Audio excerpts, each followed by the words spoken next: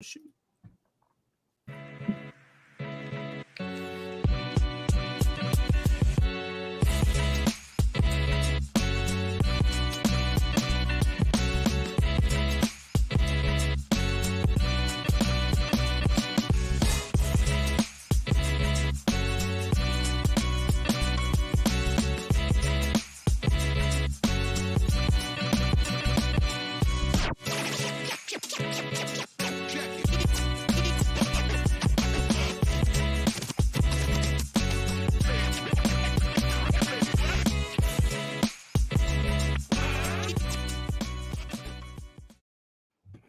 Bryce, I have a serious question for you. Do we need to change Mac Jones in the intro to Bailey Zappy, No, whatever his name is? No, I think Mac Jones will be the starter today. Not sure why he came out last week. There were rumors that he was complaining about his ankle after the first drive, and then after the second drive, he came and complained about it again. So they put in Zappy, but the way the crowd reacted, it seemed like it was for. I was going to say, was it 70,000 people booing him and chanting Zappy? Do you think that had anything to do with it? I mean, the play calling was horrendous, but Zappy came in there, had the good drive where Jacoby was wide open, and then what after that? Javante Parker jump ball. Like nobody looked really that good that entire game. And that throw to Myers wasn't even very good. Myers bailed him out. Totally. He should have just caught it and backed in the end zone, or if anything. Yeah, it was. It's going to be interesting how this plays out, because if Mac doesn't play well the rest of the season, I wouldn't be surprised. I would not be surprised them to see them look in the draft. I don't think that he has the whole season. Like I think he's on thin ice. I think if he has a couple picks in a game, I think it's a back and forth. I think they created an animal, probably an unnecessary animal there in New England, with just the way Belichick's so nonchalant about everything, and he won't give any, you know what I mean? Yeah. Like he's created a quarterback controversy, whether he meant to or not. And, it's very interesting to watch play out, especially as a Bears fan that got to watch the Bears go into New England and just put the whooping on and keep Mr. Belichick from passing our Papa Hallis. Very impressive game by my Bears for once. It's been a while since I've seen one of those. Yeah. It's been a long time since I've felt compelled to send Rick a DM saying, damn, this is impressive, because it was impressive. I thought they played incredibly well on both sides of the ball. But with New England and their quarterback situation, how about you get an offensive coordinator that's an offensive coordinator? Like whether Mac Jones is the guy or Bailey Zappy is the guy or who knows who's the guy. What are you doing? Like, why does Belichick always have to be the smartest guy in the room? Like, I think it's ridiculous, but yeah, it's very interesting to see Belichick's record. And I can't remember which morning show, ESPN or Fox Sports or whatever it was, but I was watching it and they were talking about his record without Tom Brady and Josh McDaniel, and it's just not good. I mean, with Josh McDaniel struggling without both of them too, but we've seen Belichick be fine with but people. He's not an offensive mind. I really do think that he struggles when it comes to creating really good offenses, especially without Brady. Like the defense is always pretty good. Like every year he's been a coach, the defense is always like a top 10. It seems like, unless it's on Monday night against the Bears. Right. Well, as somebody that's been on that Justin Fields hill, defending him week in and week out against a lot of people. I guess that was at least the good person to get whooped on by. But yeah, because we've seen him be successful. Like Jimmy Garoppolo looked really good in his few starts there. Jacoby Brissett was looking good with New England. Matt Castle had an 11-5 season. So it's I think, when you lose Tom Brady, Bill Belichick's not going to be as successful. But I think saying that he's a below average coach without him is just well, but he is. I mean, he's 17 games under 500 without both Josh McDaniels and Tom Brady. So yeah, but even if you're not giving, Josh McDaniels credit as a head coach, because that hasn't worked. Some guys are just coordinators and they're hella coordinators and they're never a good head coach, right? I mean, that's how Bill Belichick's career started. He was defensive coordinator and then turned into a head coach. What wasn't very good, then the stars kind of aligned and Jerry Jeudy touchdown. it worked out. So does Jerry Jeudy get traded? We do have one question we'll get to here. I'm sure a lot of people are watching the game, but do you think before Tuesday, Jerry Jeudy could be on the move, especially if Denver loses this game to Jacksonville? I don't think so. I don't see how it makes sense. Like, it's like Jerry Jeudy's not playing bad. I don't see why you'd want to get rid of one of your younger, promising wide receivers and then leave you with like guys that haven't really shown anything outside of Cortland Sutton. So even like it seems like this is a Russell Wilson, Nathaniel Hackett problem rather than a wide receiver problem. And from what I've heard, Jerry Jeudy hasn't been causing any problems in the locker room. So I don't see why that would make any sense. But well, I'll tell you why it would make a little sense, and that's because they don't have any draft capital. And they gave it all away for Russell Wilson. So the team obviously has holes as well. So it could be a way to help build that back up through the draft, because obviously you're going to have to reset some stuff with the way this whole Russell Wilson experience dropped out. Sorry, Sully, I didn't mean to interrupt you. Nope, you didn't. And that's exactly what I was going to say. Bradley Chubb is rumored to be on the move for the exact same reason. The only way you dig yourself out of this, people talk about the things that, or the contract that Russ signed, but they also gave up 2 firsts and 2 seconds and a ton, right? So they've really painted themselves into a corner with giving a quarterback like a $250 million contract that doesn't look like he's that great anymore. But more so, they've mortgaged their future. And the Broncos have been chasing the quarterback position what seems like forever. And they got to dig themselves out of it. Like, they would be better off with Drew Lock this year.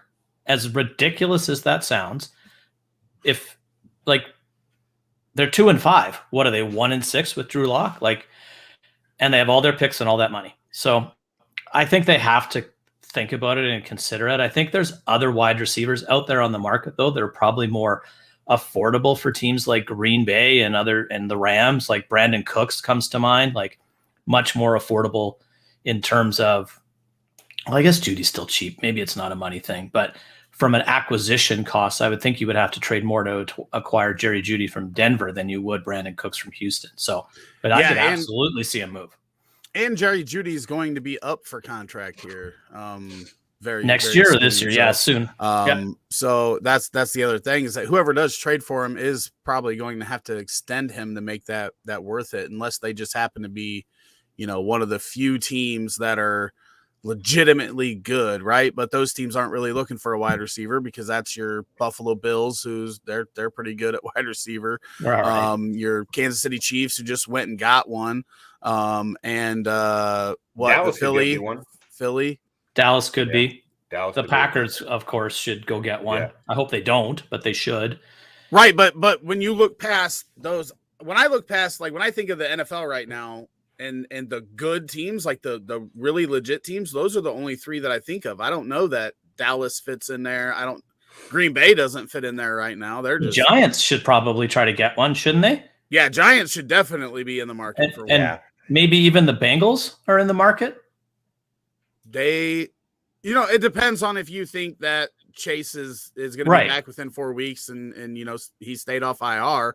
You don't need one other than that. But see, they're still in a situation where they've got Tyler Boyd could be a number 1 on a number of teams, and people forget that just because he's the number 3 on the Bengals. Like, he's really freaking good, and he shows it still, even with those 2 guys ahead of him. So I think they're fine, and they've got a solid tight end that they can throw to too, so they're not in danger.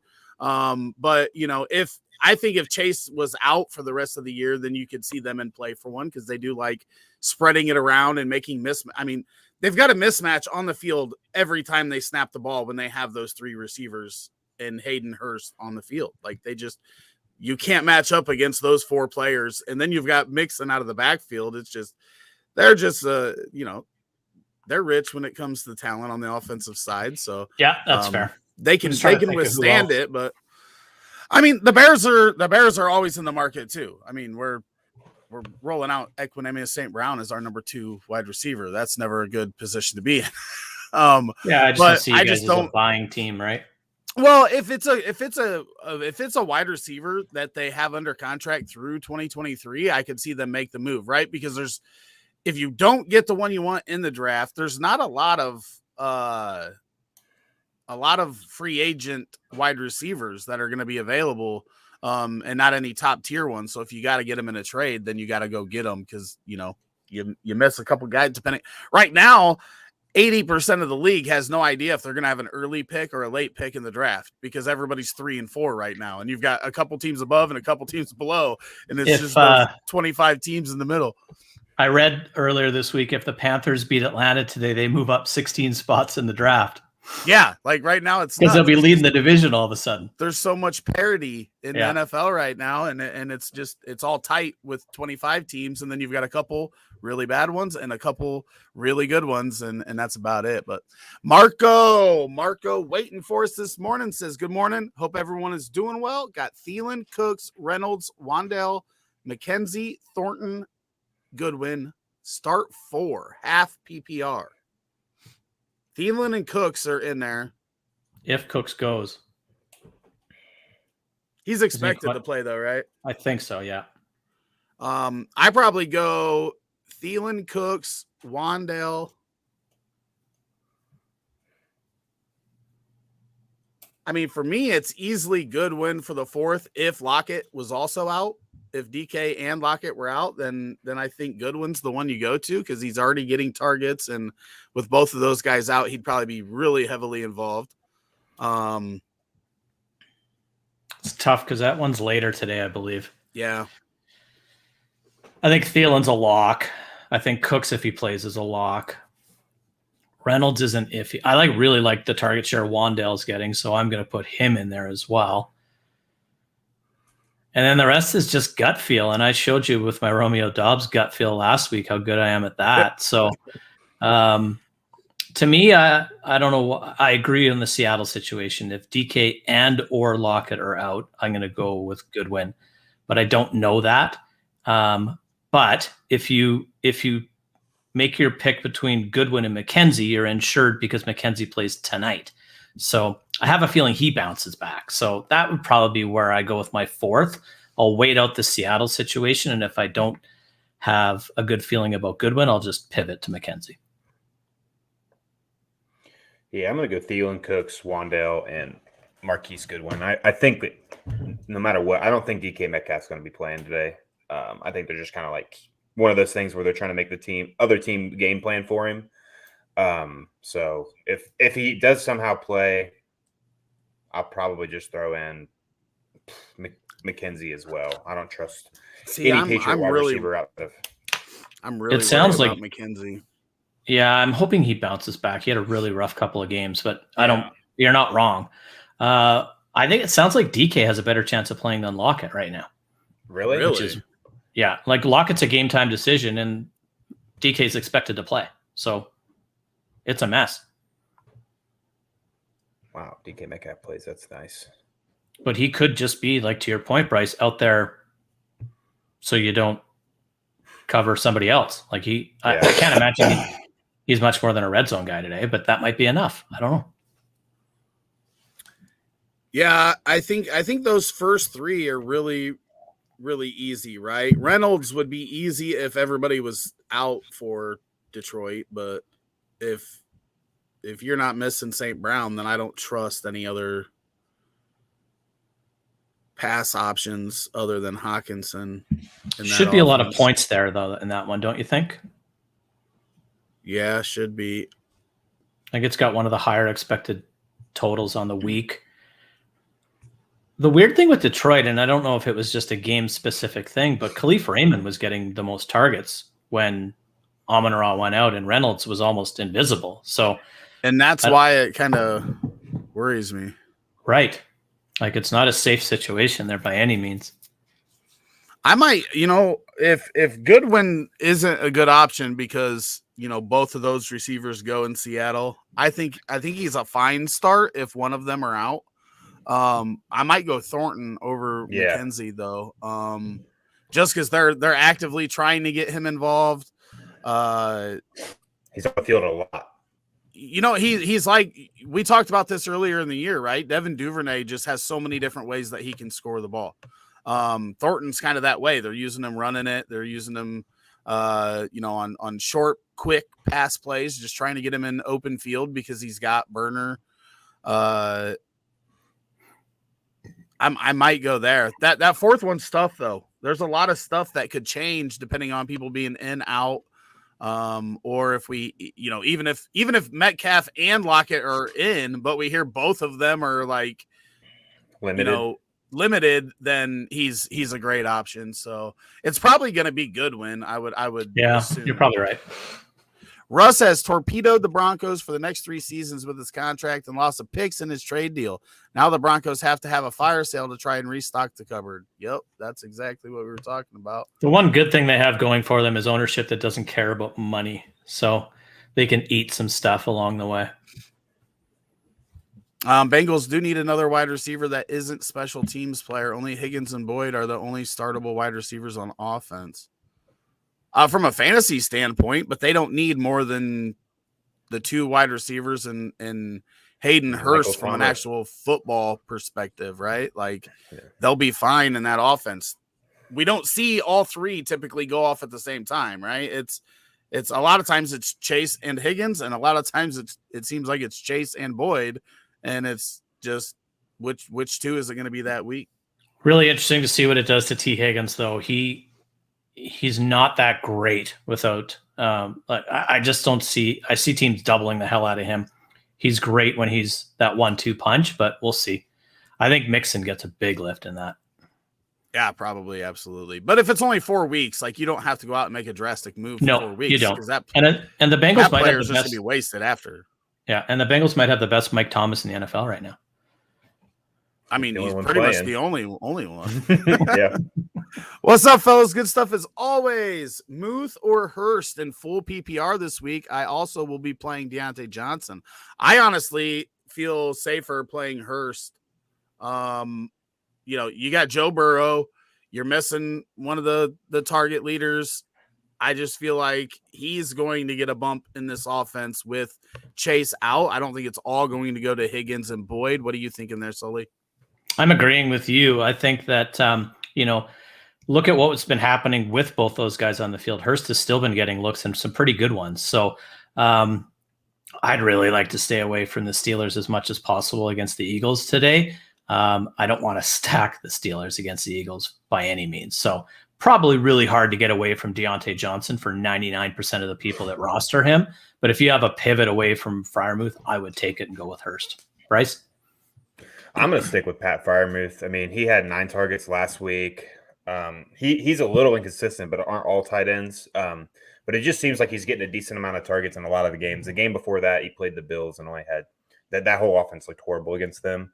But they're going to have to throw the ball today against the Eagles. So I would really be looking for Pat Freiermuth to get a lot of stuff through the middle, because big play Slay is going to probably give whoever he's lined up a run for their money. And then it comes down to the second and third options there, which Pat Freiermuth is going to be that most plays. So I'll stick with him, hoping he gets.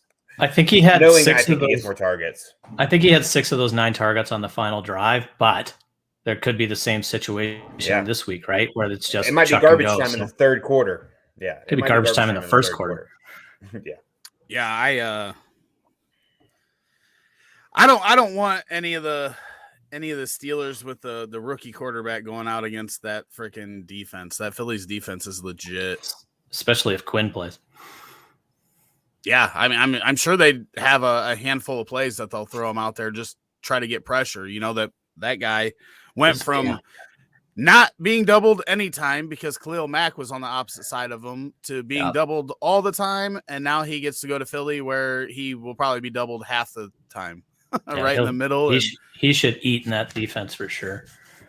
Yeah, they are trying to do it. Rams, Miami, or Seattle. Also, Brandon Cooks, Van Jefferson, Paris Campbell, or Alec Pierce, full PPR. Bryce, why don't you go ahead? We'll do the defense first, and then we'll hit those wide receivers. Okay, Miami plays Detroit. Seattle plays the Giants. Play? And then and then the Rams are against the Niners. The Niners. Debo's out. I'm gonna go with the Rams. I think they just have the best opportunity to get sacks throughout this game, early and interceptions. Like Miami's also got a chance for interceptions. They don't have as good of a pass rush. So I'll go with the Rams with the multiple sack opportunity, and then I'm going to go with if Brandon Cooks plays, I think it's easily Brandon Cooks. If he doesn't play, I think I'll stick with Paris Campbell. I think he's a guy that's better on shorter routes with the with the new quarterback Ellinger. I wouldn't be surprised for him to like try and keep it safe on shorter passes throughout the game. Sully. I'm going to go with Paris Campbell, whether Cooks plays or not. He's just not involved to the level that we want him to be for whatever reason this year. And I have no clue on these defenses. I can make an argument for and against all three of them. And I will just take the Rams simply because I think they get to the quarterback. Garoppolo throws at least one boneheaded pick a week, and maybe it's a pick six. So I'll go with the Rams and Paris Campbell. How about you, Rick? I'm going Miami, and it's pretty easy for me. Detroit's going to drop back way more, probably double the amount of times of the Giants or the 49ers. They're teams that don't throw the ball a lot, right? And you get Jeff Wilson and CMC could take 20 carries this game, right? If that's what you wanted to do to slow everything down. So I just don't see those other two throwing enough. And I think Detroit's going to be dropping back and heaving the ball. And I'll take Jared Goff throwing the ball 35, 40 times over, Daniel Jones or Garoppolo throwing the ball 20 times. So that's where I'm at on the defense. Pass plays are where the points come in. So that's where I'll go. And then it's Brandon Cooks easily for me if he plays. And then I don't want anything to do with the Colts receivers with Ellinger back there. I just don't know what he's going to give. So I'll go with Van Jefferson, but I don't love it if Cooks is out. But Cooks would be my guy if he plays. Changing my defense answer. Rick sold me. See, I'm in a lot of defensive leagues, and if it's like most, you can get negative points for yards and points allowed. It wouldn't surprise me if Detroit could put up 25, 30 points and cause you to get negative, where I just don't see the Niners getting that many yards and points. That's why I'll stick with the Rams. They might have less opportunity for the pick sixes or just really the picks, because I don't think they got less opportunity for sacks. So I'll go with the low score, the low yards, and still the sack opportunity. Ozzy Medina coming in, dropping that freaking super chat. We love it. Drop Henderson or Dylan for DeErnest or Alec Pierce. I'm not dropping Henderson, right? Like Cam Akers is done. Henderson is the guy for at least now, right? The trade deadline's Tuesday. Rams have been rumored to be in play for a running back, and they're trying to give Cam Akers away. I mean, they offered 3 picks and Cam Akers for CMC and got shut down. So they're actively looking for a running back, but until then, Henderson has to be rostered. You can't drop him. So Dylan, on the other hand, is droppable in redraft, I think. Has not been helping, and that's something that we didn't think was going to happen. But I mean, I don't know that I'm dropping him for Alec Pierce, and I'm not sure. The only way DeErnest is worth anything, right, is if we see an injury or if Hunt gets traded by Tuesday. So, I like the proactive measure of, trying to grab DeErnest before, but by the time your waivers run, well, I mean, I guess you can get them right now, huh? Yeah. I mean, I'm probably not making a move here. I'm probably holding with what I've got, but if you wanted to drop Dylan for DeErnest and just hope Hunt is gone by Tuesday, I don't think it's a bad move. Dylan will probably still be sitting there the next round, right? Nobody's running out to grab AJ Dillon right now. What are you thinking, Bryce? Yeah, if anything, I'd drop Dylan for Alec Pierce. I mean, he's been relatively good this year. Who knows? I mean, Sam Ellinger could go out there and play just as good as Matt Ryan, and Pierce's production won't really go down. And he could play better, and it could go up. So I just see the ceiling play here would be Alec Pierce out of, like, I'm not dropping Henderson, like you said. So it's if anybody, I'll drop him for Alec Pierce. I don't really care too much about Dearness Johnson because then you're just trading a backup running back that's probably just going to be as productive as the other backup running back. So, Sully? I agree 100% on Henderson. I don't think there's a reason to drop him at this point. He has way too much upside and too high a floor compared to those other two guys. Now, A.J. Dillon should be better, should be more involved, but he isn't. And Rick's right. He's 100% droppable in redraft, but you don't just drop a guy for the sake of dropping a guy. I think roster construction matters here, whether you're picking between Ernest, and Pierce, but also Rick's right. Like, unless Hunt moves on or Hunter Chubb get injured, Dearness Johnson's just a really good special teams guy. So why don't the Browns and the Rams just trade Akers for Hunt and call it a day? Yeah, I mean, that wouldn't be a bad. Like, why not? Like, I know it's not fantasy football, but it seems easy enough to me. So no, I think I'm gonna hang on to both those guys. I would be looking to drop A.J. Dillon and see what's out there, but I wouldn't make that. You could be a hero with that move, but I just don't think I'd do it. I do want to say, like, people are forgetting that the Colts were throwing the ball like 50 times with Matt Ryan. Yeah. Like, that is not going to happen with Sam Ehlinger. I would guess that it drops. Their pass attempts probably drop in half. I think it's now a Jonathan Taylor offense. The rest of the season, I think they're going to run the ball a hell of a lot more than they were. And I think a lot of people are going to be caught off guard by the target amount, while the target share may stay the same for these guys. The volume in Indy is about to crater compared to what it was doing with Matt Ryan. So that's what really worries me about those guys. And even Pittman to a certain extent, right? He's still going to command the target lead, but are they going to throw enough to where it doesn't hurt them? We have a legend. We have a legend in the chat, Mr. Holy Adam cow. Bruce, ex-editor-in-chief for rotoheat.com. Adam, we miss you, brother. Well. The gang's back together. Good morning, gents. And breaking news, Darren Waller is inactive today. Damn it. And he's my only tight end in the fishbowl, so I'm going to have to get creative. Well, he wasn't my only one. Moreau? I had Kate Otten. Maybe. So basically, he was my only one this week. Funny, I have Kate Otten as well. And I started Kate Otten because I knew Waller might be out, and I figured, well, worst happens, I'd start both of them. But you know, I'm also 11-3, so I'm also not. So Adam wants to know Brandon Cooks, Garrett Wilson, or an injured DK. And I honestly think that if Cooks doesn't go, I'm playing Garrett Wilson here. You know, they're another team. They're going to throw the ball 20 times, right? But with Corey Davis out, I expect Garrett Wilson to see 8 to 10 of those targets.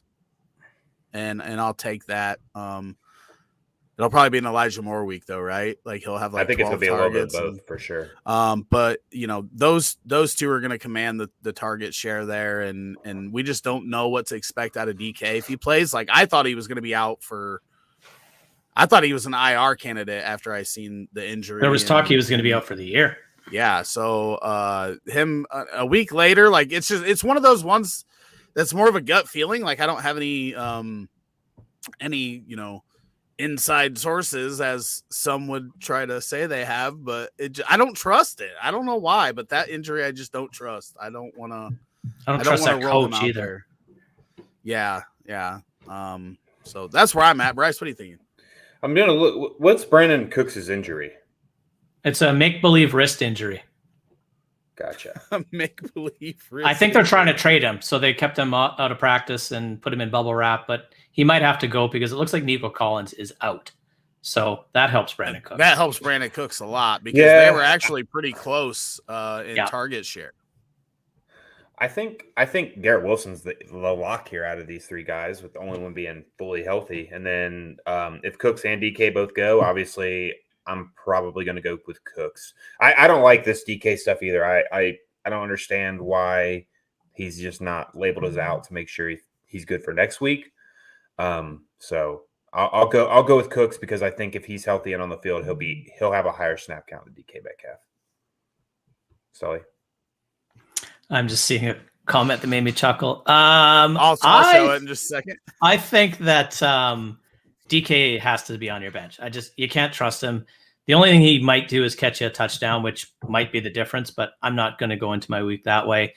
Brandon Cooks is my guy here, even though I wasn't high on him in the previous question.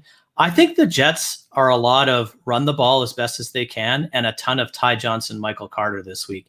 The one thing that you can do against New England, I know they're really good against their run, but they do give up a lot of receiving yardage to running backs. So I think that's where they're going to go. I don't think Zach Wilson's going to throw a ton. So I'm going to leave Garrett Wilson where he is and go with Brandon Cooks here. Yeah, it is 2 though. So we're all agreeing. DK. Oh, I'm sorry. Am I picking 2? Bench, My right? Apologies. Not even paying attention. I did the same thing at first, so I had to circle back anyway. Just make it certain that I'm sitting DK out of these 3. For years, Adam has corrected my shit, so we might as well now. And I will sit DK and start the other 2. Marco, you are very welcome, and we appreciate you showing support to the channel. A bunch of the different streams, you're always there. We appreciate that. Matthew says 2 questions: Amari Cooper or Singletary at flex, and do I start Singletary over Pollard or Foreman, or does he stay on the bench? Sully, I see you nodding here. What are you doing with these questions? I'm going with Amari Cooper. I was 100% wrong last week on him, and I am absolutely 100,000% starting Tony Pollard over Singletary and Foreman this week. What's really interesting with the Bills is Singletary seems to take a little bit of a backseat in blowout games, and I 100% expect this game to be a blowout tonight. So I think Singletary gets a little bit of run early, and then they just keep him healthy, keep him on the bench, and that'll be that. But Amari Cooper for sure, I think, at flex, especially if it's points per reception scoring. And Tony Pollard, I could be a top 10 running back this week. Bryce? Yeah, it's easily Amari Cooper, and then Singletary would be the last guy I started out of those 3. It'd be Pollard, Foreman, then Singletary for me. Rick?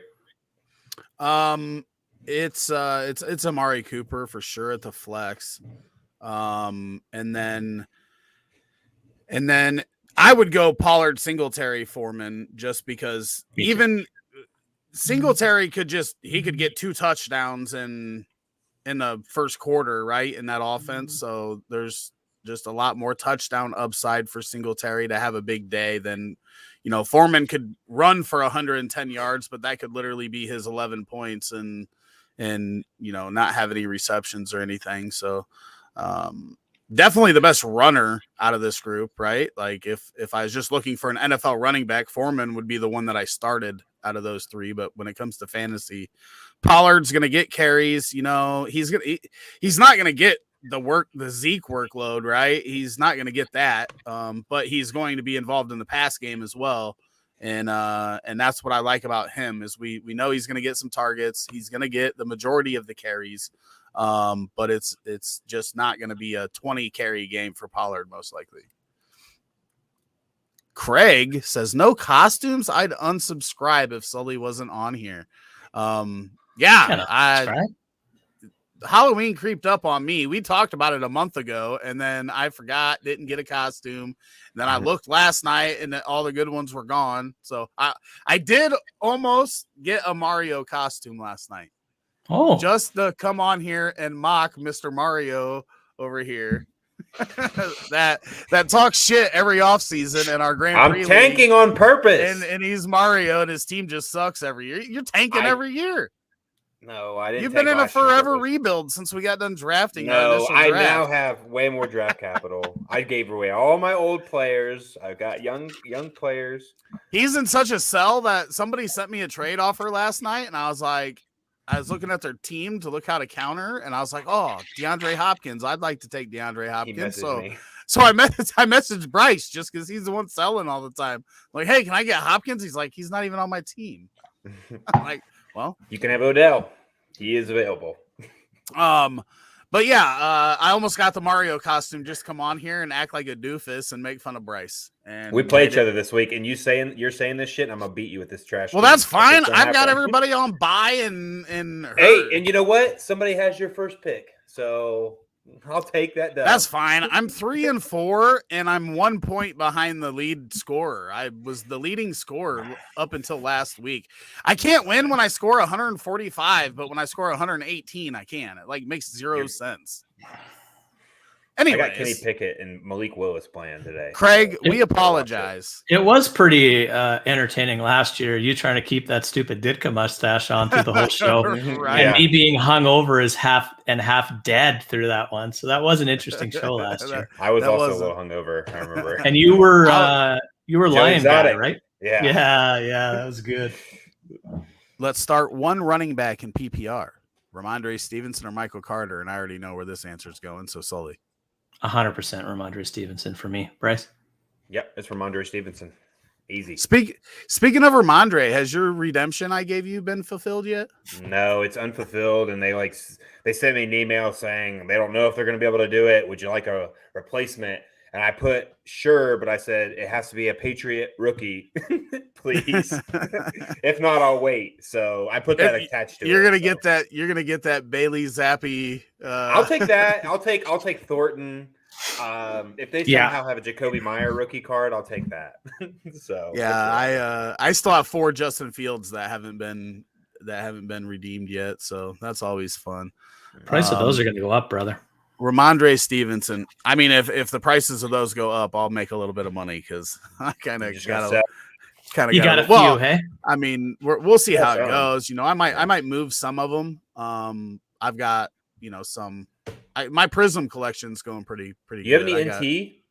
I don't have. Well, I have the NT printing plate, 101 printing plate, but I don't have any of the. That's one I want to get in the off season. I want to get an actual NT RPA. It's going to cost me a couple grand, but we'll see how the season finishes up. Maybe we'll go back to the beginning part of the season where we were only throwing the ball 8 times a game, and his prices come back down, but they went up over the last week. Oh, I'd been taking advantage of the Black Friday specials. I think Justin Fields struggles. Sorry, I think he struggles this week, but he'd be absolutely 100% a quarterback that I would want to stream and or roster the rest of the season because I think he's about to take off.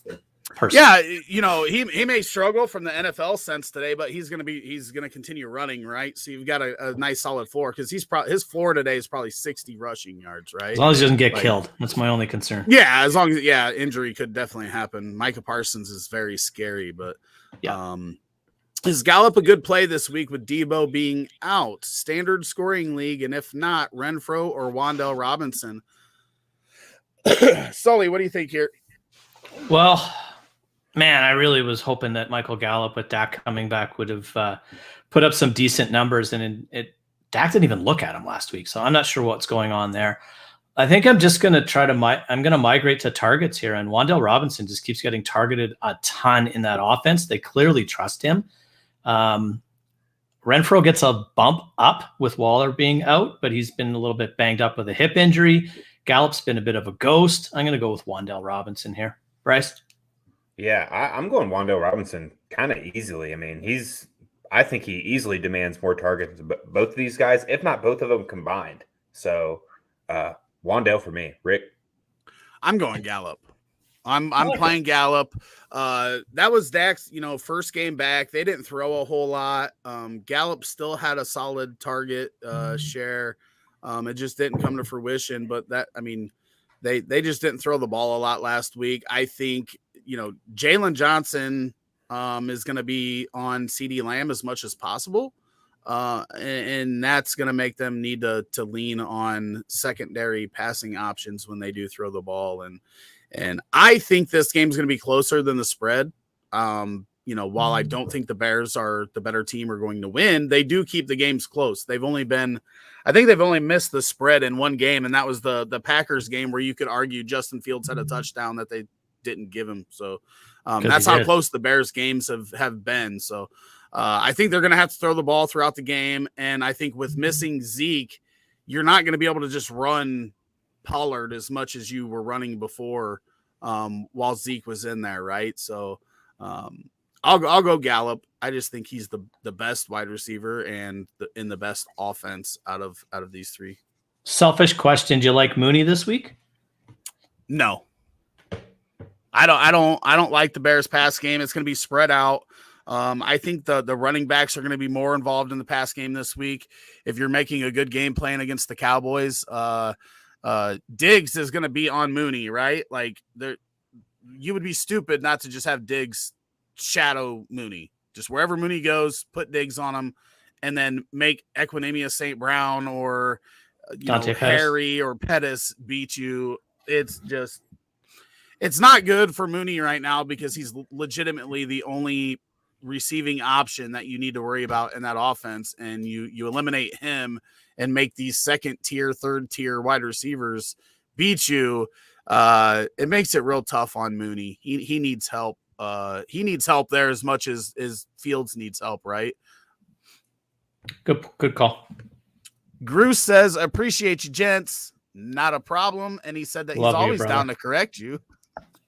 Well, he's always had an opportunity, so congratulations there. My dumbass played Dulcich over Gesicki. Russ doesn't even look his way. It's tough. There was a play recently where Russ took a sack and Dulcich was what we talked about earlier about like the way the cameras make things look like there was no one within 50 yards of him. So I get it. But, Gesicki is in that same boat, though, a lot of times, right? Like, it's Waddle and Hill, and good luck to whoever else is in that offense getting reception. Judy's having a nice day. Very nice day.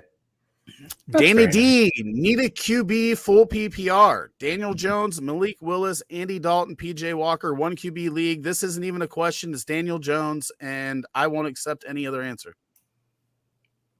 Danny Dimes for me. Dude, he's playing out of his mind this year, and he's going against Seattle, so that could be a high-scoring, fun game to watch. Would number 2, just out of curiosity, Rick, with the rushing upside, would number 2 be Malik Willis for you?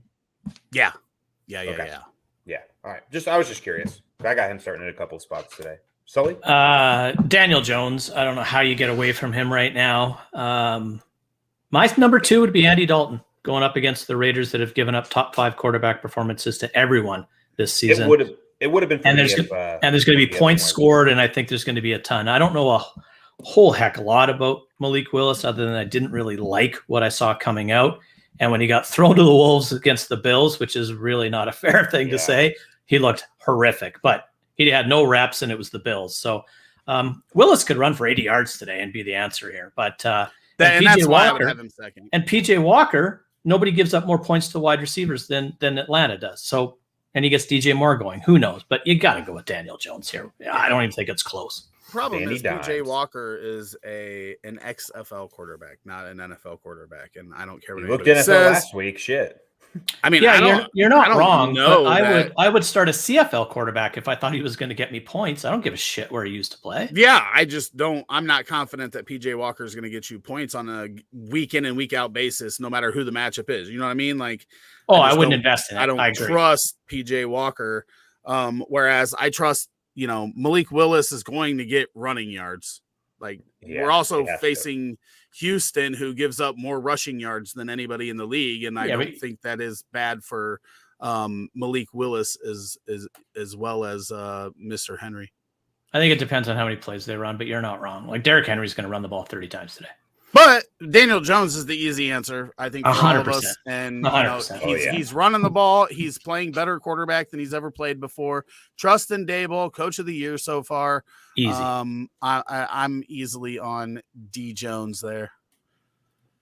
Garrett Wilson, Brian Robinson, David Montgomery, Drake London, or Wan'Dale Robinson. Pick 2 full PPR. Bryce. Who are you? Rick, you're the Bears fan. Is Khalil Herbert getting more reps on the field than David Montgomery now? No. Last week it was pretty even. It was 15 to 12 rushing attempts, and then I think they were even on target. So it's like a 50-50 split right now. The Bears say they're going to run the hot hand. So if Herbert comes out and is hotter than David Montgomery, he could lead on a week to week basis, right? So that's the one thing that we know Dallas isn't good at stopping, and the Bears are good at doing, right, is running the ball. The Bears are leading the NFL in rushing yards. Who would have thought that? Well, Wow. but they also don't throw. Opportunity, Well, yeah, run but up- I mean, they You're still right. Yeah. they still run the ball or throw the ball more than like Atlanta. That's the problem with Drake London, right? If they were throwing the ball 30 times, Drake London's getting a 30% market share of the targets. He'd be an easy answer for this question, but they're throwing the ball 18 times. So that makes it kind of hard.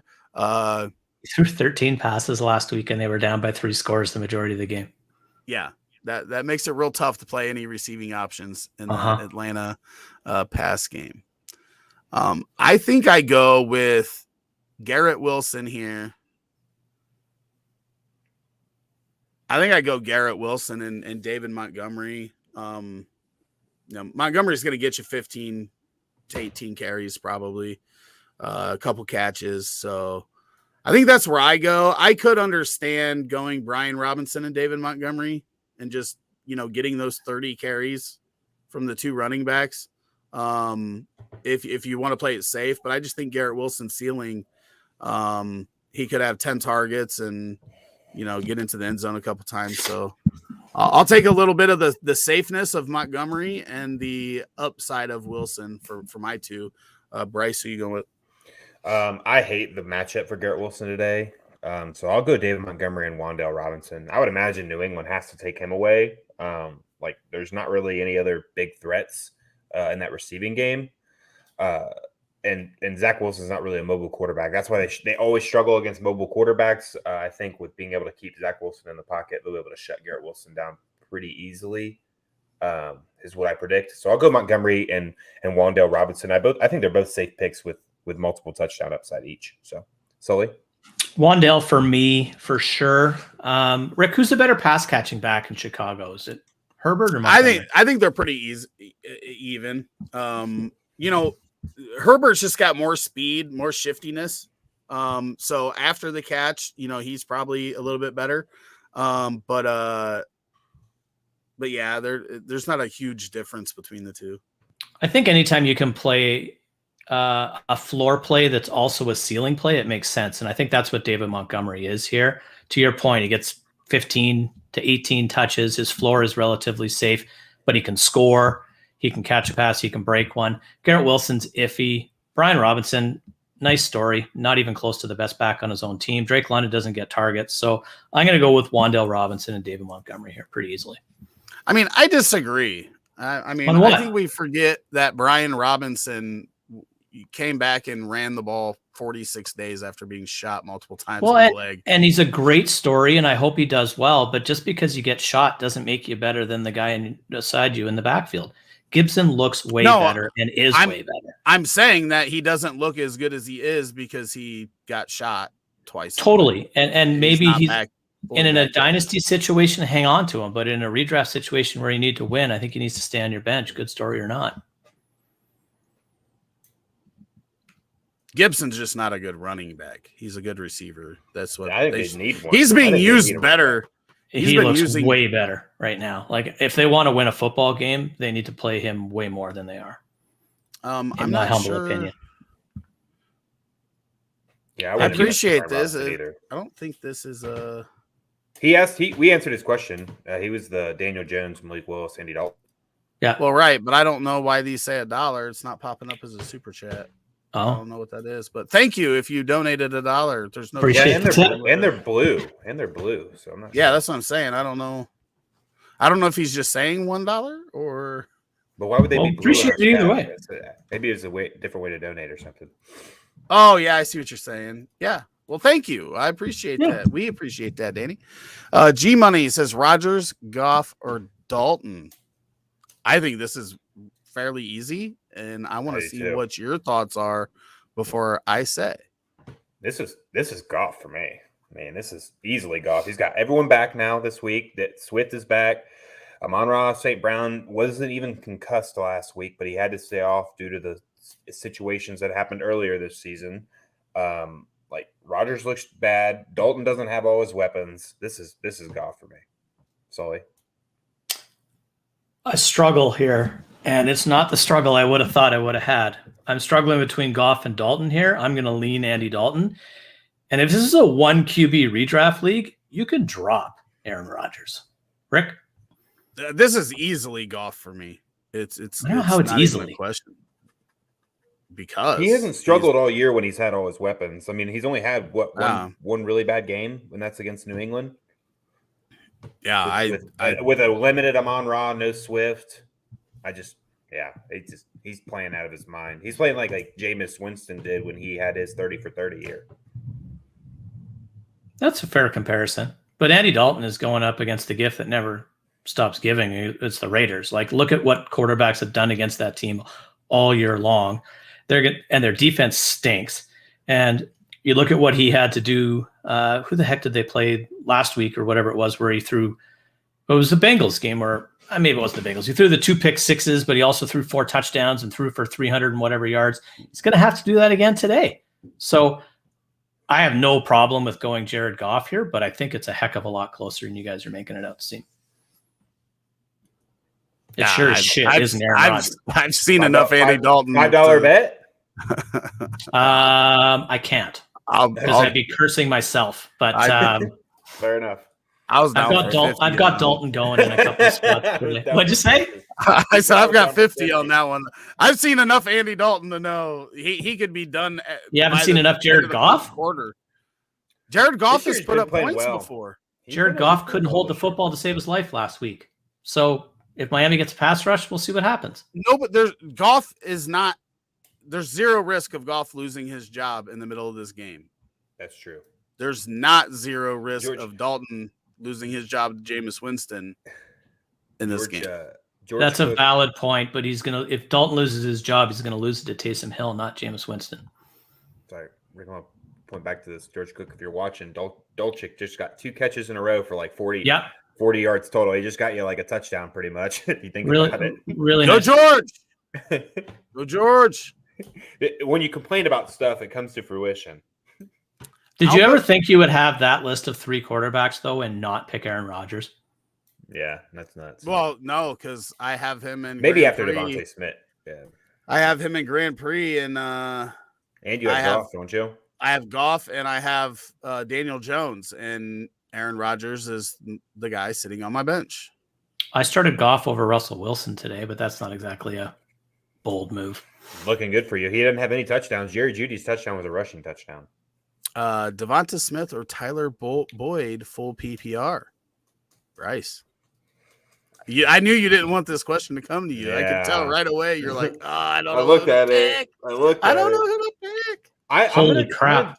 I'm going to go with Devonta Smith. I know that you kind of projected him to be inconsistent this year. And outside of week 1 in that heavy rainstorm game, he's been very good. So I'm going to stick with him. I mean, this is a hard one. Tyler Boyd could eat today, or I'm sorry, they play tomorrow, correct? He could eat tomorrow as well. But Devonta Smith against a beat up Pittsburgh secondary, like that game could get ugly early, and he could be a big part of that. So I'll take Devonta Smith here, but it's not like by miles or anything. Sully? George Dulcich just caught like a 40-yard pass down to the 1, so you're good, brother. I, however, didn't start him. I'm going to go with Devonta Smith here. I think that both these guys are really good options, but to Bryce's point earlier, he's been involved every game except for 1. Him and Hurts seem to have a pretty good connection this season, and I think that that offense rolls today against the Steelers. So I'm going to go with Smith here. But again, both choices are good options. As normal, cool. Bryce is wrong. Hey, I checked MFL and it said rushing touchdown, but then I just refreshed it literally after he said that, and it says receiving touchdown. We got an extra surprise. MFL's got something wrong. Yeah, so I was going off them. I didn't really see the play until it was already. Oh, it was one of those little bullshit things. It must have been a pop pass. Yeah, it was. Yeah, I hate that rule, but anyway, in motion. Kirk Cousins or Daniel Jones, Sully? Jones. Who did the Vikings play? Arizona. Man, I'll stick with Kirk Cousins here. I just have way more confidence that he throws more touchdowns than Daniel Jones. I know Daniel Jones got the rushing upside, but he could have like one of those games that we saw a couple weeks ago where he's playing really, really well, but then Saquon Barkley gets all the touchdowns by rushing. So I'll go with Kirk, thinking that passing touchdowns are more of a lock for him. This is really close though. Rick. I'm going Kirk Cousins as well. I know we talked up Daniel Jones earlier, but Minnesota just throws the ball more, and I'll take the volume and really, good wide receiver core, which Daniel Jones doesn't have. I'll $5 bet you guys on this one if you want. Yes, I can't lose, right? If Cousins goes off, yay.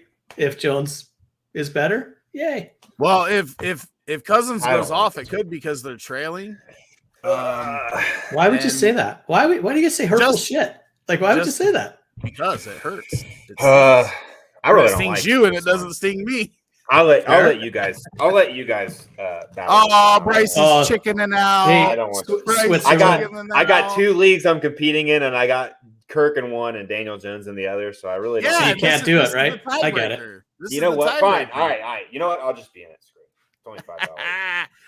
Peer pressure, all right, bitch. Can't lose. Nice, Rick. All right. Sully betting against his own man. Can't lose. That's why it's awesome.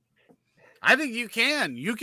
Kirk Cousins can put up more fantasy points and lose the actual NFL Well, we bet game. against Mac Jones. Let's put up Mac Jones against Bailey Zappi. Who scores more fantasy points this week?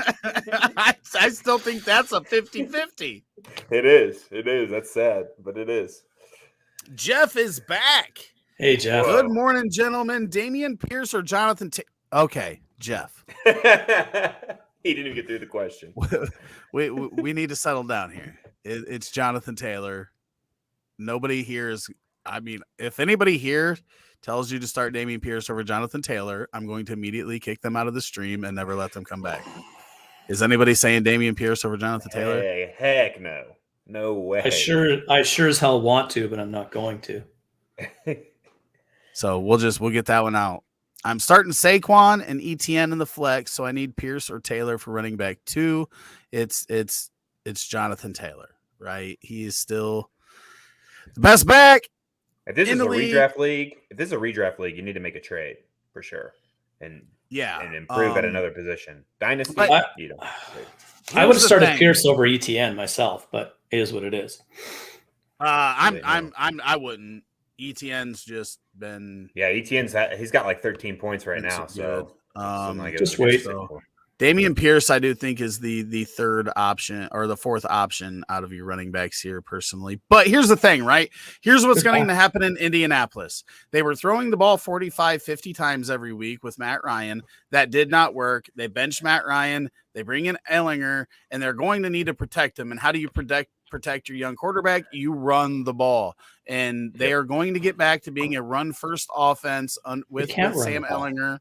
And they have to, though. They have to keep doing it. They have to keep giving Jonathan Taylor options. They weren't committed to the run, when it wasn't working. So, well, they tried to run, but they can't because their offensive line is absolute trash. It's the worst rated run blocking offensive line in football. So I agree they're going to try to run, but that doesn't mean they're going to be successful. They're going to run. Bears have a shit offensive line and can run the ball, right? Yeah, but the Bears' offensive line is rated as one of the top rush blocking offensive lines in football this season. I don't know why, but it is. Well, that's because the running backs are doing the work. Sure. But the Colts are not going to throw the ball 50 times, to your point, but they're also going to run way less plays. They're going to slow the game down. Edinger, whatever the heck, I can't even pronounce his name, is going to run more than Matt Ryan. So there's plays that become not Jonathan Taylor plays. And I think he's checking down all damn day. But Jonathan Taylor can catch the football. And he's a light years ahead of Nyheim Hines. And you still have to start Jonathan Taylor because he's probably one of the best running backs in football. He's just in a horrible situation. And if Damian Pierce outscores Jonathan Taylor today, I won't even be remotely surprised. But you still have to start JT. Danny back with the $2 super chat, full PPR. Alec Pierce, Darius Slayton, Elijah Moore, or Mac Hollins. Sully, where are you going with this one? I don't know. I know where I'm going, and it doesn't feel good, but I don't want to go to Alex Pierce just for that rant that I just finished. Mac Hollins is fun, but I just don't really trust him. Although the Saints don't have Lattimore and they suck. And Elijah Moore. Ugh, I'm going to go with Mac Hollins here, and I don't like it. Bryce? I'm going Elijah Moore here. For what I alluded to earlier, I think they take away Garrett Wilson. New England always makes them beat you with your second or third best wide receivers. Not always. I we watched last week. They didn't stop nobody. Well, it's not like you guys threw all over us. It was we can't stop mobile quarterbacks. Never have. They did with the running backs. The running backs caught a ton last week. Yeah. So it's like, I mean, what a Darn is your best receiver, right? It's not like he had some fantastic game.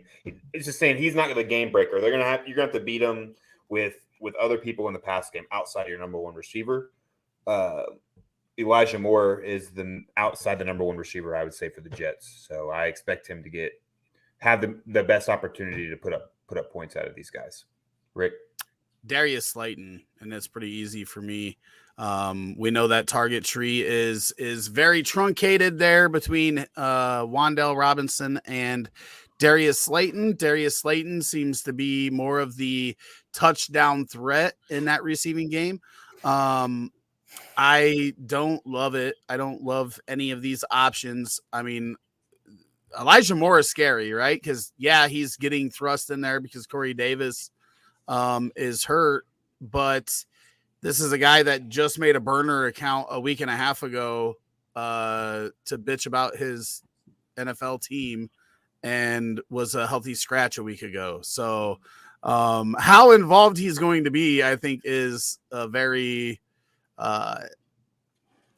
how do you say it? I just don't know. Like, it could be a 1 target day. It could be an 11 target day. I just have no idea with Elijah Moore, and he would be the most talented wide receiver out of this group, I think, but I just don't know what that situation in New York is with him right now. I mean, don't go make a burner account bitching about your team and how they're using you when they're only throwing the ball 16 times a game.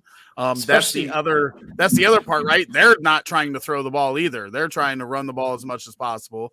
That's why they went out and immediately got James Robinson after Bryce Hall goes down with an injury. Like, that's what they're going to do to win games this year. They're going to play defense and they're going to run the ball. So I just don't trust the target share there. And then obviously, yes, we talked about, the Indy offense. They're going to try not to throw the ball. And Mac Hollins, I just don't trust. Darius Slayton's the one, sadly, that I trust the most out of these guys. And he was the Giants wide receiver 5 to enter the year. You're right. I'm changing my answer. You're right again. Slayton. Twice in one show. I get a prize if I do it 3 times. Not changing. Why didn't Elijah Moore say, "Hey, Denzel Mims, here's what I'm thinking. What do you think about this?" Like, how did that work? Like, the Jets just don't seem like an organization that's going to be told what they're going to do anymore. So lots of the guys in a couple Discord chats were saying Pierce over Taylor, but I was hesitant to bench Taylor. He's way too good to bench. I agree. And listen, this is the CMC issue, right? The Saquon Barkley issue, exactly, where they had bad offensive lines, bad offenses, but they get so much work. And that's what's going to happen here with Taylor, is he's going to get a ton of work, barring health. And even with inefficient offenses, he can break an 80-yarder at any given time. Like, Pierce he's going to need that volume. He's probably not going to break you an 80-yarder. But Taylor can just get it done in so many ways, and he can beat, he can make up for a bad offense, where I don't see that same talent out of Pierce. Pierce is a pleasant surprise, right? Like, I didn't expect him to be this good. He's proven me wrong, but he's getting a few targets Taylor and stuff too. About. So it's a lot like CMC last week, right? Like, the answer was CMC to every question we got last week. Even though it probably wasn't the right answer, it still was from a process standpoint. Yes. So that's what Taylor is here.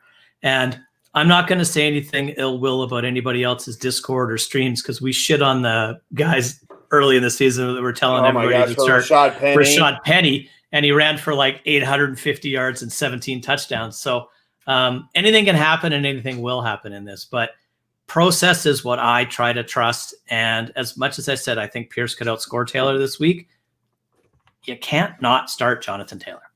So that just is what it is. Yes, you know me, I'm process over results. It's easy to come back, next week with 2020 vision and talk about how bad I love when people come and comment on like videos like this aged well.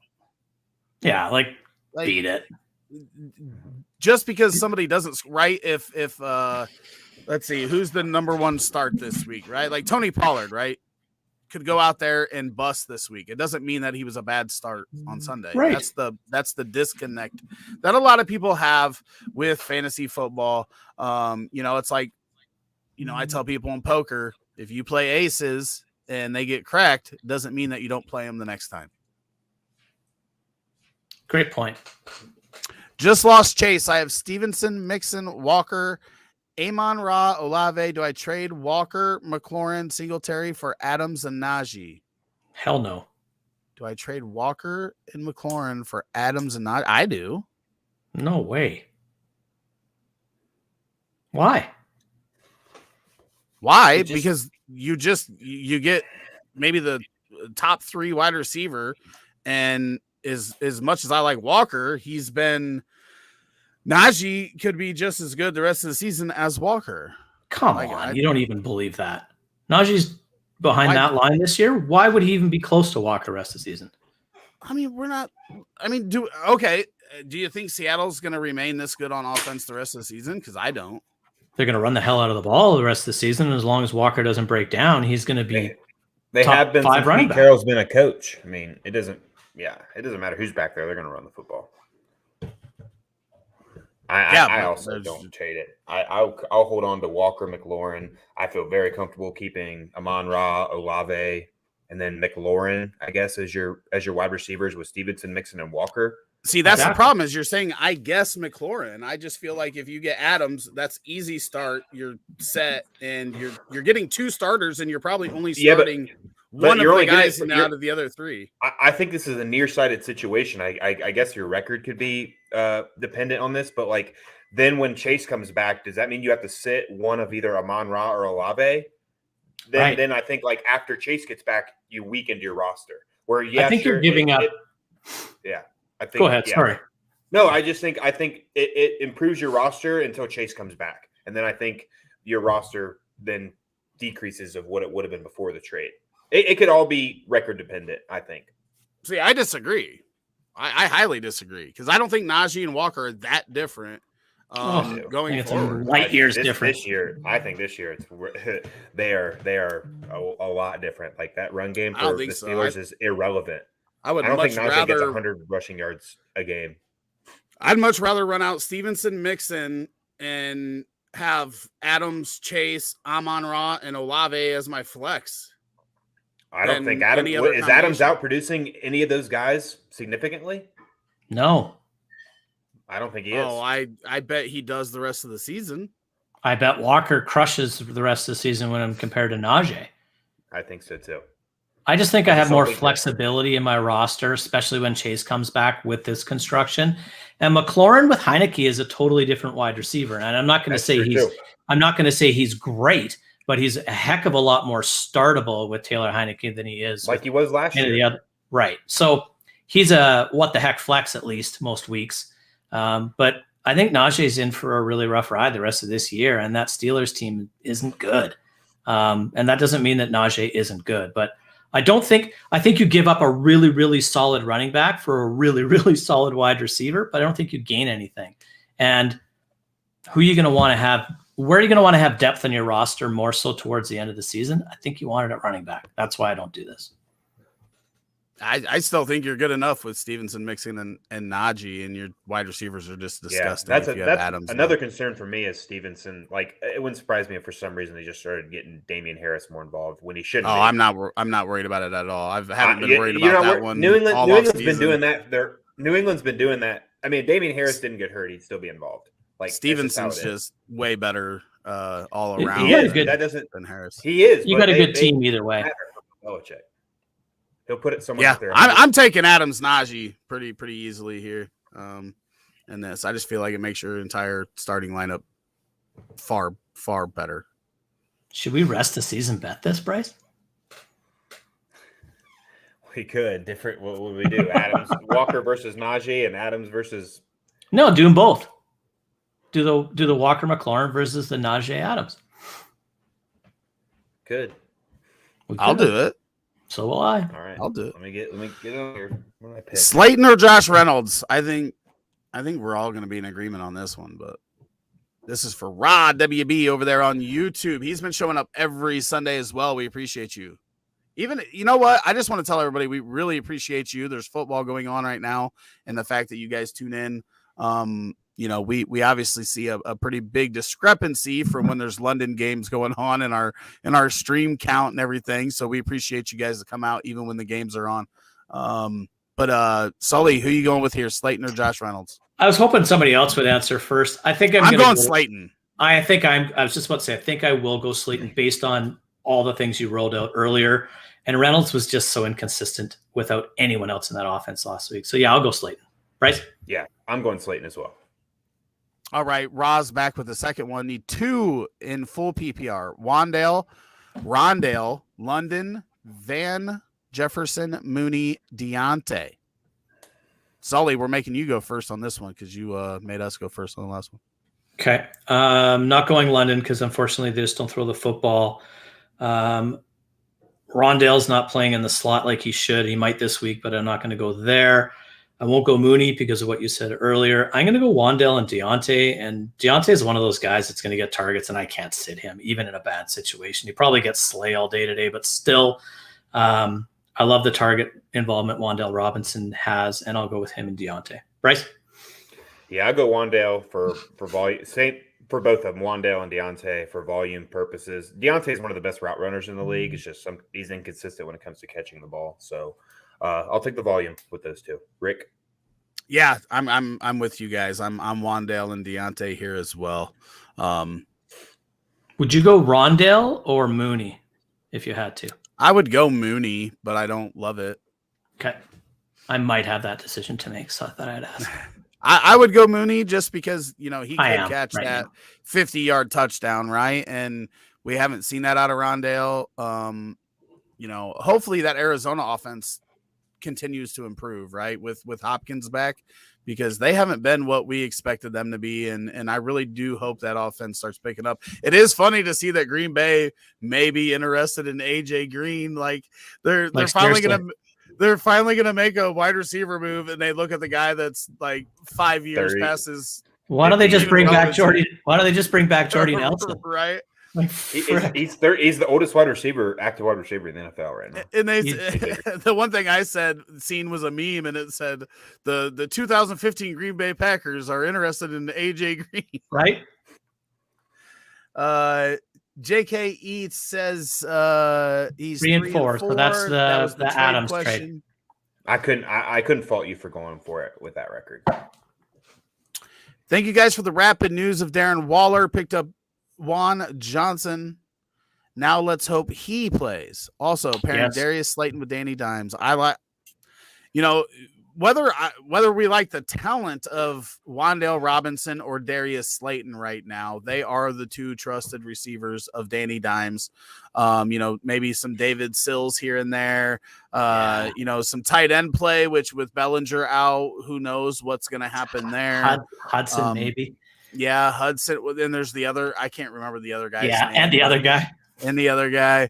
But I mean, that's a lot of what they've got, right? So we could easily see a breakout here of somebody that we don't really know about in New York, right? Totally. A wide receiver or a tight end that we don't really know their name could end up becoming that third option in that offense. And to be quite frank, like I don't mind having options of a Dable-led offense. Richie James. What happened? He was looking pretty good for like a game and a half. Yeah, then Wandale Robinson came back. He was out, and there's some other receiver there that I can't remember who it is. I can't remember his name, but it doesn't matter. David Sills. Yeah, there's one other one I can't think of off the top of my head. Yeah, it's probably Kenny Galladay. Probably forgot about him because he plays about as much as Michael Thomas does. You know who I really want to get healthy, and I don't think he is anytime soon, is Colin Johnson. I think he's actually good, but he's on IR. He was in Jacksonville before New York, but whatever. Yeah, he flashed a little bit. I just think he's a big guy with contested catch upside. I like him. But yeah, if he is doesn't it play, Marcus Johnson? Marcus Yeah, Johnson or that's- Sterling Shepard? Shepard's on the not IR. Sterling Shepard. Shepard, yeah, It's Shepard's on the Johnson. I mean, Johnson's Shepard's the best wide receiver that they've got. He's also Yeah. the one that never stays on the field.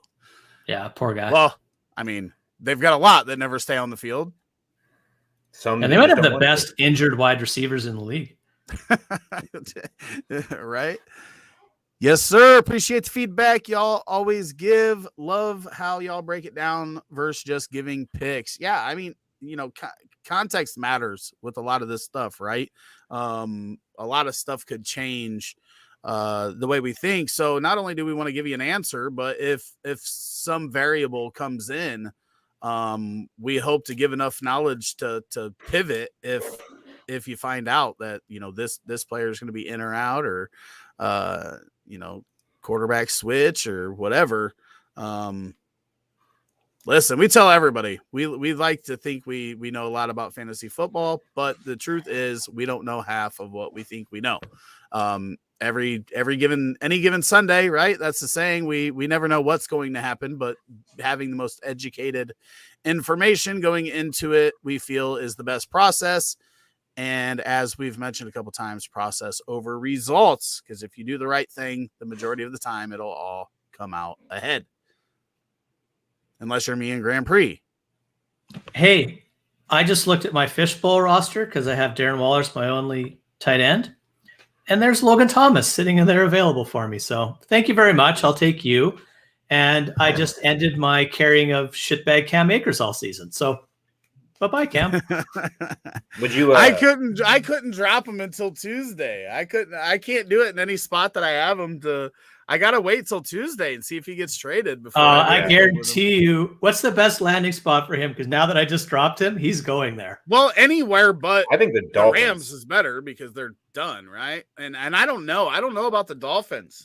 I don't think the Dolphins do it. Why would they right now? I know they don't need to, but he easily would be their best running back on the team. I think he doesn't get traded. He might get dropped. I don't know. They might release him. I think he's absolutely going to get released if he doesn't get traded. I think it's time to put some respect on Raheem Mostert's name when he plays, right? I've always liked Raheem. Yes. Every opportunity he's got, he's been a very efficient running back, a very good runner. It's just been staying on the field, right? Breaking an arm, breaking a leg, freaking every injury. I think he's the best runner option for them right now out of all the people that are available. I think the Broncos should trade for him. I put him. If you watch the Tuesday night show in the offseason, I put him as the best, like one of the best sleeper options in drafts because I really predicted him to be the main running back on that team if he could stay healthy. Because he's just better than Chase Edmonds. He's always been the best running back. I feel like on his teams when he was on the 49ers, he was the best. Just couldn't stay healthy. So, and they're using him as a pass catcher more than he's ever been used as well, which is crazy, right? Because people don't realize Mostert was the Antonio Gibson before Antonio Gibson. Mostert was a college wide receiver that came into the league as a wide receiver, didn't change the running back right away, but then transferred into a running back as time went on after playing special teams for multiple years. And people forget that he was a wide receiver. Teams, I think. Yep. And, wide receiver there at Purdue. And he is a hard runner and he's fast. He's fast as shit. They have so much speed on that Dolphins team is crazy. Half PPR. Are we going Eno Benjamin or Deonta Foreman? Bryce. I'll go Eno Benjamin. Whoever's in the backfield for the Cardinals, they're involved in the pass game, where Deonta Foreman is not really built for pass game work. I think Hilliard will be in there for more of that work. So I'll take Eno Benjamin. Wrong team, brother. What? He doesn't play for Tennessee anymore. Oh, did I say Tennessee? I meant the Panthers. You said Hilliard. Sorry. You said Hilliard. Hilliard is not going to be. Yeah. You're thinking of last year at this time with no Derrick Henry and Foreman and Hilliard. I don't know why I said that. Yeah, but I think whoever their backup running back will be behind Foreman. Who is it? I don't even know. More than likely be a better pass catcher. It is. I know who it is because I picked him up in a dynasty league, but I can't remember his name. I'll look it up. Yes, Starts with an R. But anyway, I'll figure it out. I still think Eno will be more involved in the pass game than Foreman, so I'll take him just for that reason alone. So. I struggle with this one only because I don't know which one's the right Eno Benjamin, the guy who had an absolutely awesome matchup against Seattle that did nothing, or the guy that went crazy last week. Keontae Ingram looked good last week as well. But it is Eno Benjamin here for me because Foreman is, to your point, he's a runner and he's a good one. But Atlanta's not bad against the run. They're bad against the pass. So I think they got to get creative if they want to move up 16 draft spots like I talked about earlier. So I'll go with Eno Benjamin here, but I don't love it. Listen, if we're talking about two average running backs, which I think these guys are two average running backs in the NFL. I know what you're going to say, and I agree. What am I going to say? Take the one with the better quarterback and the better offense. And that's what it comes down. See, look at that. Look at that. If you guys are as surprised as me, we didn't know that Sully listened. But yes, for me, it's that easy. It really is. The pass catching, is great, but Arizona, Eno could score 2 touchdowns. If Foreman scores 2 touchdowns for Carolina with PJ Walker at quarterback against any team in the NFL, I feel like that's an outlier, right? Like it's just not going to happen very time for Foreman. So it's pretty easily Eno Benjamin. Raheem Blackshear. Oh, I just looked it up and you beat me. I've never heard of that guy. I've never heard of him either. Actually, I heard it earlier in the week, but apparently I read some stuff. He was an incredibly high volume pass catcher in college. Yes, that's what I heard too. So that means Foreman's not going to get right. I read that earlier in the week, but then just didn't put the wrong running back to the name. Yeah, I don't know. I don't even know where he played. Like I don't know anything about him. I've heard of him before, but I read it when I saw Chuba Hubbard went out. I was looking at Twitter of some stuff, and they said Blackshear will be the pass catching back or something like that. All right, fellas, that was the last question we got. It's a little bit early, but obviously football going on. I want to wish everybody good luck in your matchups this week, except for Bryce. I know you're rebuilding, so you're really hoping to lose anyway. But I have your first, so either way, I win. Well, yeah, but I'm going to win more games as the season goes on. My Who team's knows? just good. If I keep you out of the playoffs, it'll be a top 6 pick. So no, I'm making the playoffs. I'm not missing the playoffs in that league. We'll see. Put the DFS in there in the chat. Oh, okay. Yeah, we'll go ahead. I'll get that real quick. Okay, I can't believe I'm going to ask you this question, but Taysom Hill or Kyle Pitts? It's Taysom Hill right now, and it's gross to say. Taysom Hill. Thank you. I hate Mariota. Put in Ritter. Put him in, please. Well, Arthur Smith. Doesn't matter. That's what I was gonna say. Get rid of this guy. Mariota's not the best quarterback, but he hasn't been terrible throwing the ball. He hasn't been terribly inefficient or anything. It's just they don't have the volume. But he's not. Yeah, but I don't know that Desmond Ritter is either. But he's got a better. I mean, you don't know. He's unknown. Where we know what Mariota's going to be. So why not put in the unknown and see if you have a gem? The problem is the winner of this game's in first place in their division in week 8. Jeez. Etienne is going nuts. He might have 200 rushing yards at the end of this game. He runs hard too, but I'm afraid he's going to get broken in half. He can't sustain this volume. He looks worn out right now. Fellas. Yes, sir. Standard scoring. Need 2 running backs and a flex. Barkley, Kamara, JT, or Pollard. Also Tanyan or Mr. Smith from Minnesota. Barkley, Kamara, JT. Yes. And then I'm going Tanyan over Smith, especially with Lazard out. Barkley, JT, Kamara. Yeah. You tried being different. He's like, I want to find a way to I do want to get Pollard in there because I think he has a good week. But again, process. You can't go against those guys. And Irv Smith should have a very good game against a very bad defense against the tight end. But you got to flex one of those backs. Well, yeah, but I think he's saying tight end. He needs one of Tanyan or Irv Smith. Oh, does he? Then it's Irv Smith by light years. Once again, I can't read. Yeah, Barkley, Kamara, and JT, and then I'm taking Irv Smith over Tanyan by light years. Aaron Rodgers is going to pout and quit that game, and halfway through the first quarter, he's going to sulk and suck. So, I don't know if I've ever looked more forward to a Sunday night football game in my life. Hasn't Tanyan had like 10 plus targets the last 2 weeks? He might, maybe 2 weeks ago, but I don't think he did last week. He did not last week. But Tanyan, I'm going Tanyan as well with Lazard out. I think his target. I will absolutely bet that one. Yes. I'll take Tanyan. Put 20 on it. Done. I'll put 5. Quit being soft, man. I'll leave it to you guys. Tanyan. Quit being soft. We're going 20 on this one? I will, 100%. You guys can. Cool. Pitts is losing snaps every week. Arthur Smith only wants to run the ball. I just watched. I recommend Thomas. everybody. No one cares. I always recommend to everybody to follow Brett Coleman on YouTube. He's very good at breaking stuff down. While everybody wants to blame Arthur Smith, it's not just Arthur Smith. Pitts hasn't played his best football this season either. In fairness to that, though, when you have your hand in the dirt playing a traditional tight end position versus what he's capable of playing and where he should be playing, I think I can blame the coach. But I understand what you're saying. I'm not saying there's no blame, but Pitts also has to play better and has to run better routes. Perhaps. I don't watch a ton of Atlanta football because it just pisses me off. Tanyan had 3 catches on 4 targets for 32 yards last week. And the week before against the Jets, I think he had about 10 targets. He did. He had a lot.